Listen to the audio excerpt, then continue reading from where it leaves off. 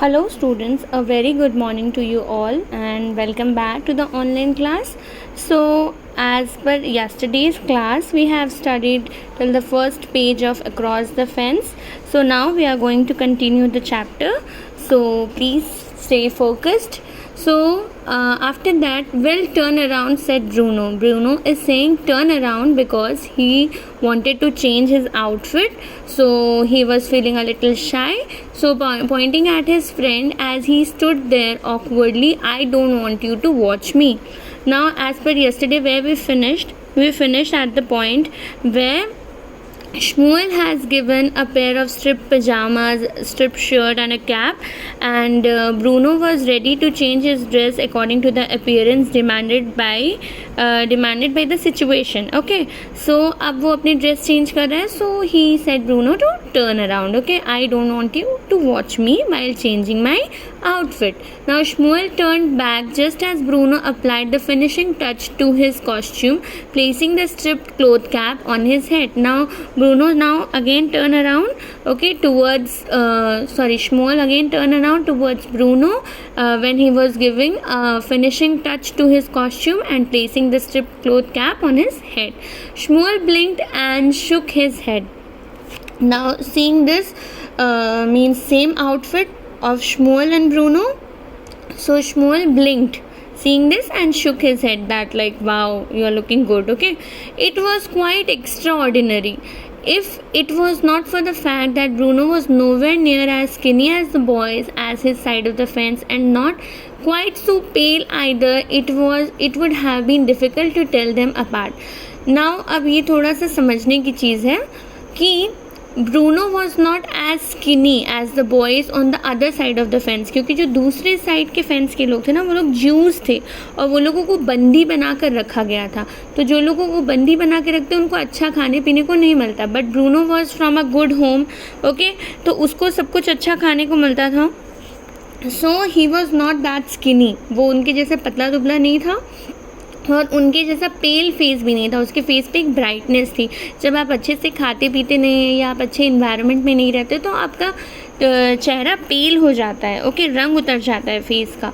तो वो वैसा नहीं था. अगर इन दोनों चीज़ को हम लोग साइड कर देते हैं तो ब्रूनो और श्मुएल दोनों एक जैसे दिख रहे थे because they was wearing a same outfit. Okay, it would have been difficult to tell them apart. So this would have been difficult to recognize the differences between two similar things or people. Okay, means the differences between them was hard to recognize. Okay, it was almost Shmuel thought as if they were all exactly the same really. अब Shmuel ये देख के सोचता है जैसे हम दोनों बिल्कुल एक जैसे हैं, बिल्कुल सेम हैं. Do you know what this reminds of me? asked Bruno. अब ब्रूनो पूछता है कि पता है ये मुझे किस चीज़ की याद दिलाता है. And Shmuel shook his head. मतलब वो अपने सिर को हिलाते पूछता है कि किस चीज़ की. He asked. It reminds me of grandmother. वो बोलता है कि ये मुझे मेरी grandmother की याद दिलाते हैं. He said, you remember I told you about her? कि तुम्हें याद है मैंने तुम्हें उनके बारे में बताया था. The one who died. Okay, जो अब इस दुनिया में नहीं है. Okay, Shmuel nodded. Shmuel बोलता है हाँ याद है. It reminds me of the place she used to put on with Gretel and me. अब Gretel या तो Shmuel की ब्रूनो की सिस्टर है या ब्रूनो का ब्रदर है जो उसकी ग्रैंडमदर प्ले करती थी ग्रेटल और ब्रूनो के साथ. Bruno said looking away from Shmuel as he remembered those days back in Berlin. अब वो श्मुएल की तरफ नहीं देख रहा होता है, दूसरी तरफ देखकर सोच रहा होता है उन दिनों के बारे में जब वो लोग बर्लिन में रहते थे. Part of the very few memories now that refuse to fade. और वो बहुत मतलब उन कम मेमोरीज़ में से ये एक उसकी मेमोरी का हिस्सा था जो वो आज तक नहीं भूला था, अपनी बचपन की memory. It reminds me of how she always had the right costume for me to wear. मतलब ये कह रहा है कि आई रिमाइंड द टाइम जब मेरी ग्रैंड मदर के पास एकदम राइट कॉस्ट्यूम हुआ करता था कि मैं जिस भी रोल को प्ले कर रहा हूँ वो उसके लिए एकदम राइट कॉस्ट्यूम है. Okay, you wear the right outfit and you feel like the person you are pretending to be. She always told me, अब उसकी ग्रैंड मदर का कहना था कि जब आप एकदम राइट आउटफिट पहनते हो ना, एकदम एग्जैक्टली जिस रोल को आप प्ले कर रहे हो, जैसे अगर आप पुलिस मैन बन रहे हो तो अगर आप पुलिस मैन का आउटफिट पहनते हो तो आपको उस तरीके की फीलिंग भी आती है. Okay, I suppose that what I am doing isn't it, means जब हम लोग सेम आउटफिट पहनते हैं तो हम लोगों को हमेशा याद रहता है उस आउटफिट को देख के कि हम किस रोल को प्ले कर रहे हैं. Okay, like when you come to school you wear a school uniform. Why you wear a school uniform? To make you remember that you are in a school, you should be disciplined and you are playing a role of a good and ideal student. इसीलिए आपको uniform पहनाया जाता है. ठीक है, pretending to be a person from the other side of the fence. Okay, अब वो उस कपड़ों को पहनकर, स्ट्रिप पैजामाज पहनकर अपने आप को कैसा प्रिटेंड कर रहा था, जैसे वो भी एक इंसान है. कहाँ का? From the other side of the fence. Okay, now Samuel is saying that अ ज्यू यू मीन, मतलब तुम्हारा मतलब है कि तुम एक ज्यू लग रहे हो. Okay, yes said Bruno shifting on his feet a little uncomfortably. That's right, वो अपने पैर पे थोड़ा शिफ्ट करता है इधर से उधर, बट वो अनकम्फर्टेबल रहता है. वो बोलता है दैट्स राइट, तुमने सही कहा, that I am playing a role of a Jew.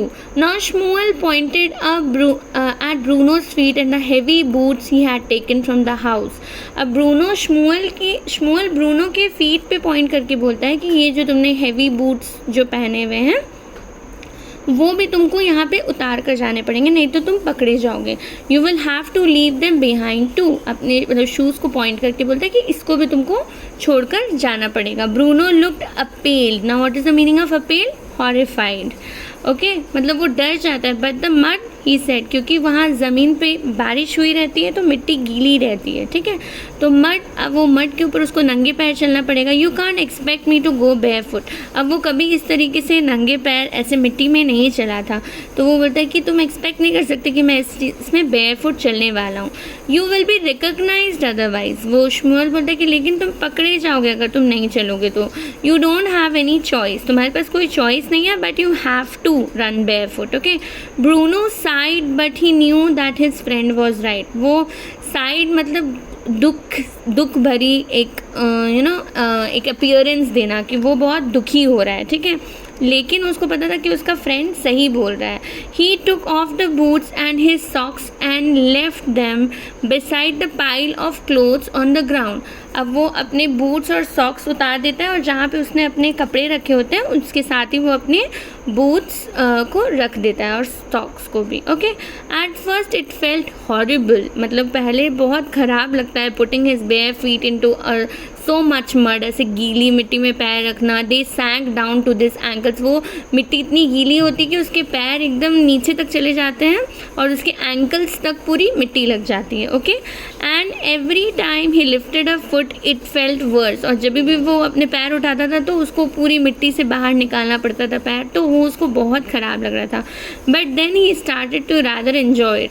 लेकिन धीरे धीरे as an kids will be kids, तो वो उस चीज़ को इंजॉय करने लगता है. Okay, now Shmuel reached and lifted the base of the fence. Okay, अब शमुएल reach down, अब नीचे आता है शमुएल और lifted the वो फेंस का जो होता है बेस उसको ऊपर उठाता है ताकि ब्रूनो बाहर निकल पाए. But it only lifted to a certain height, लेकिन वो थोड़ी दूर तक ऊपर उठ सकता था, पूरा तो ऊपर उठ नहीं सकता था. And Bruno had no choice but to roll under it. और ब्रूनो के पास कोई चॉइस नहीं थी बट उसको रोल करके उसके नीचे से निकलना पड़ा. Getting his strip pajamas completely covered in mud as he did so. और वो जैसे ही रोल करता है, पहले उसके पैर सिर्फ मडी थे, अब उसके पूरे कपड़े भी मडी हो जाते हैं. He laughed when he looked down at himself. ये मतलब अपने ऊपर ही हंसता है कि हम अब कैसे दिख रहे हैं. He had never been so filthy in all his life. Now filthy meaning dirty eight extreme. वो अपनी लाइफ में कभी भी इतना गंदा नहीं हुआ था. इट फेल्ट वंडरफुल, और लाइफ में वो ये ऐसा उसने पहली बार किया तो it felt wonderful to him. Okay, now we will study till here for today and we'll continue in the next class. So your homework will be to read it till here and try to make it understand, and I want you all to send me the homework that I have given in the last class. Okay, and if you have any doubt you can contact me personally. Thank you.